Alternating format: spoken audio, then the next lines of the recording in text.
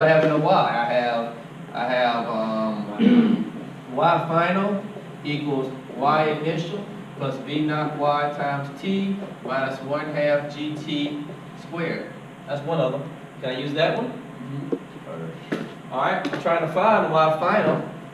What's y initial? 3 plus, what's v naught in the y direction? 176 times the sine of 35. What's the time? 3.7 minus 1/2 times 9.8 times 3.7 squared. All right. And if you're looking at this like it's Greek, got this work. All right. These are all homework problems, right?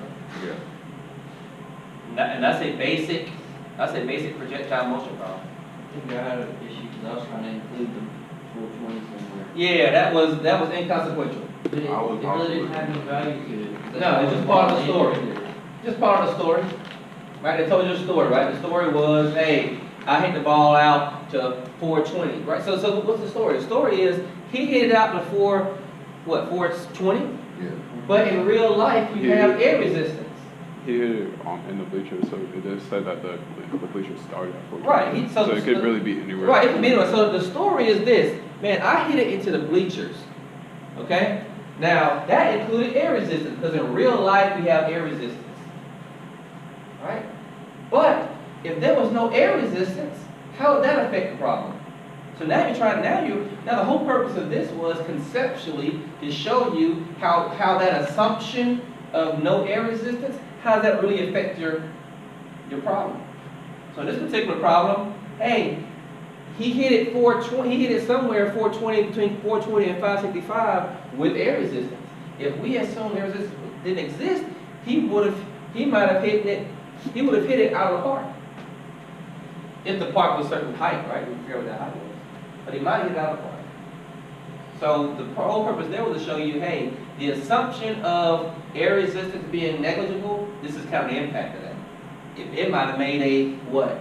It made a 20-foot difference in the answer.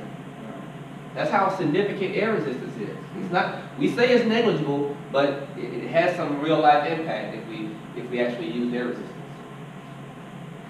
So and then I guess also telling you, hey, do you actually know what numbers to use, right? You see numbers and want to plug them in, do you know which numbers to use, right? Because when you guys were telling to me, I was trying to figure out, well, how do you set 420? It wasn't until I read it and I said, oh man, that's like that. I was like, it lands in the bleachers. How do you use it for 420? At the end of the day, they're asking you, if the end of the bleachers is 565, how high does the bleachers have to be in order for you to just to clear it with this information here at the beginning? Right, so the 420 is inconsequential. All right, and that's a good projectile motion problem, a typical projectile motion problem.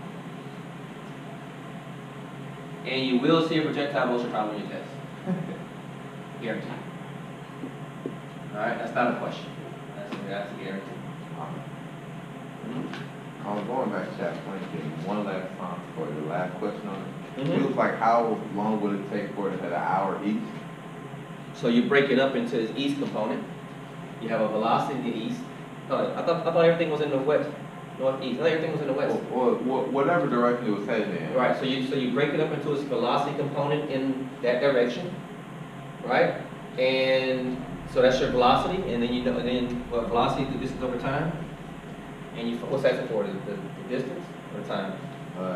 Yeah, it's asking how far would it travel after an hour? So I know that's an hour. So all you do is your velocity vector was looking like this. All right, so this is north, east, south, west. Your velocity vector is looking like that. You had an x component of it. So find my x component, because that's the component that's heading due west. And then multiply that times 1 hour, and I get distance. Because v equals d over t. My velocity equals my distance divided by time. So if I know my velocity, I know my time, I can find how long I travel, how far I travel. Maybe I had the wrong velocity, but I kept trying that it didn't work. It was times 3,600 because we had to put it in seconds. Yeah.